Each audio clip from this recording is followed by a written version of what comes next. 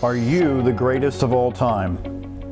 You might know people who have had those voices or thoughts screaming in their ears to quit and give up. Those voices might be heard by you from time to time as well. I'm telling you that those voices are so loud they will overwhelm almost every other sound around you. Those voices might be saying, "You can't do it. You're not good enough. You don't have it in you. You're a loser. You're too weak. You can't push through the pain. Your past has damaged you beyond repair. You don't have enough education or experience." I'm speaking from experience that these voices or thoughts can keep your head in a state of funk for a lot of years. When you look around and assume that the people who seem to have it all together is the first correction you need to make in your thinking. Most people do not have it all together.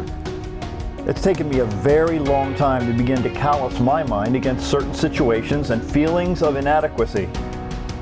It wasn't until my early 20s that I realized that if I do not feed my mind with the opposite of what negative thoughts are screaming in my head, I could not survive. My new thoughts over time had to become louder and more consistent than the, quote, loser thoughts going through my head. This process is exhausting because I had to take control when I wanted to be normal or what I assumed normal looked like. One day long ago, I discovered that the most successful people, the top of the top, play mind games with themselves every single day because they have loser thoughts and feelings as well. This was a revelation to me. This new revelation told me that most people have loser thoughts running through their minds, and I was one of the majority and not the minority who struggle with such things. These mind games, or systems they place in their lives, silence, at least for several hours, the loser voices. Those who push themselves to amazing levels of success invest in books and other reading material that counters the negative voices going on inside them. They do this religiously, daily, not once in a while. Their habits and systems place new positive words and thoughts in their minds. Here's another huge habit to be successful.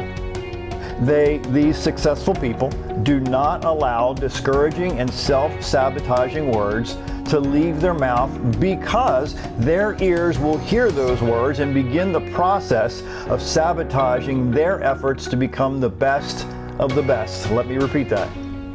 They do not allow discouraging and self-sabotaging words to leave their mouth because their ears will hear those words and begin the process of sabotaging their efforts to become the best of the best. I can't help but think of the great boxer Muhammad Ali as I think about these words and think about these habits. He said, quote, "I hated every minute of training. Don't quit. Suffer now and live the rest of your life as a champion." He also said, "I am the greatest," unquote. Why do you think he kept saying that out loud? He did it to quiet those voices inside his own mind that kept screaming at him to quit.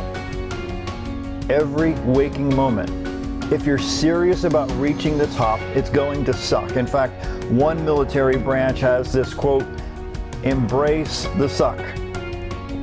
So after you've listened to all this, what does G.O.A.T stand for? Not GOAT as in the animal, but the greatest of all time.